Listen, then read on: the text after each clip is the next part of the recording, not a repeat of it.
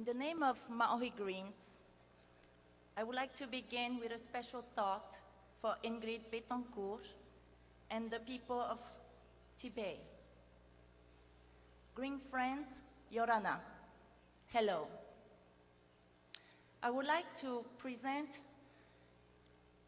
you the few of the varieties of the precious stones that compose the beautiful islands of the Pacific Ocean known worldwide.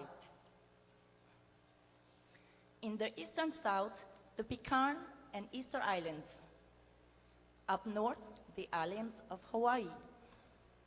In the western north and south of the Pacific, Marshall's Islands, Northern Marianas, Guam Islands, Palau, Nauru, also known to be the smallest republic of the world, Kiribati, Tuvalu, Line Islands, Tokelau, Wallis and Futuna, Samoa, American Samoa, Fiji, Niue, New Caledonia, Vanuatu, Tonga, Cook Islands, New Zealand, our Maori friends, and French Polynesia.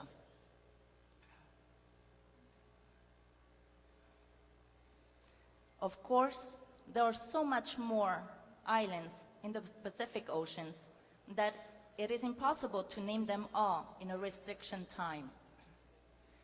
With just these archipelagos, we can add up a total of 1,175 islands and a population of more than 3,500,000, in which over 250,000 lives on atolls. To examine the consequences of the climate crisis in the Pacific, we will visit the heart of the Pacific.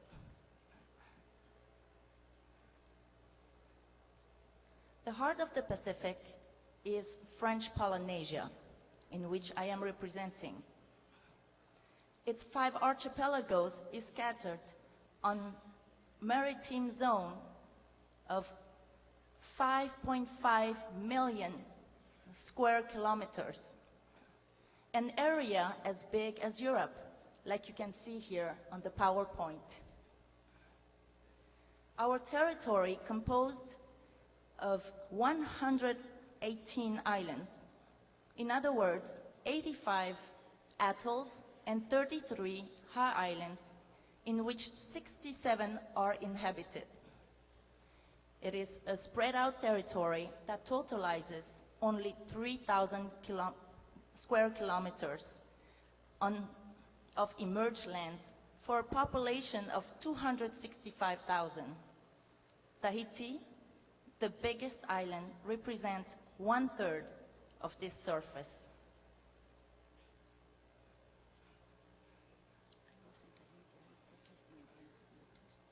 French Polynesia has an exceptional biodiversity that is so luxuriant, full of life. Sorry.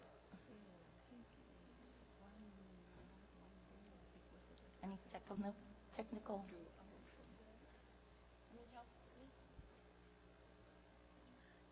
Technician, can you please? Excuse me. It doesn't go up. Oh, this way. No. Here we go. It's this one? Okay. French Polynesia has an exceptional biodiversity that is so luxuriant, full of life, with a paradisiacal image, and is above all suspicion. It has one of the most important geomorphological varieties. The reef and lagoons extends on 15,000 square kilometers. The marine fauna and flora has more than 800 species of shellfishes, 170 coral species, at least 425 indigenous agua species. The terrestrial fauna and flora is also one of the most important endemic ratios. 100% for some mollusks and insects, circa 60% for the vegetals, 900 indigenous vegetals, and 570 endemics. 70% are considered as flowering plants only.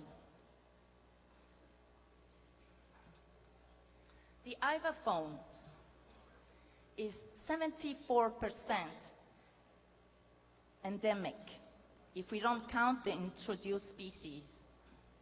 4 zones endemic in Polynesia on all French territories. The seabirds varieties are 27 nesting species and 20 migratory species. But for big industrial countries, the planet's warming and water rising are mostly seen as a concept. For us, Polynesians in the Pacific, it's unfortunately already a reality. Our biodiversity and our islands are in danger, without forgetting the risk of typhoons, cyclones, tsunamis, and other natural catastrophes. Let me present to you the Prosobonia cancella on your upper right. In our language, he's called Titi. It is the very last of its species. There are only 1,500 left. 70% of endemic territorial birds are threatened.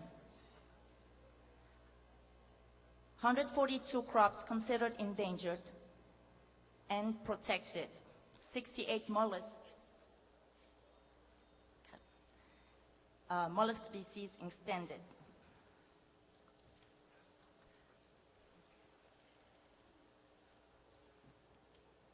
Since I have little time,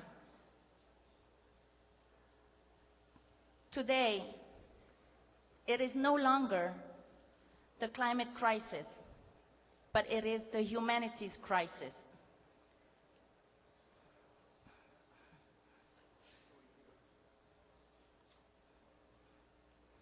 The option of resettling people who lose their islands' atolls as a result of global warming appears to be the only viable one. However, it will be a significant occasion, particularly as the generations of the people involved who have lived on these islands for hundreds of years and their ancestral culture and spiritual roots will drown with their islands. Let us not get to the point that it is only when we will cut down the last tree, contaminate the last stream, it is then that men will realize that money is not eatable. So please, let us all think and act globally and locally, not only for the Pacific Islanders, but for the future of our planet. And to really conclude, I would like to renew my invitation of Kyoto 2005. Paradisiacal places do exist. French Polynesia is a very good example. But if you wait too long, the visit could be done only by scuba diving. So you will contemplate the relics of our nice Maori civilization drowned under the South Pacific Seas. Thank you.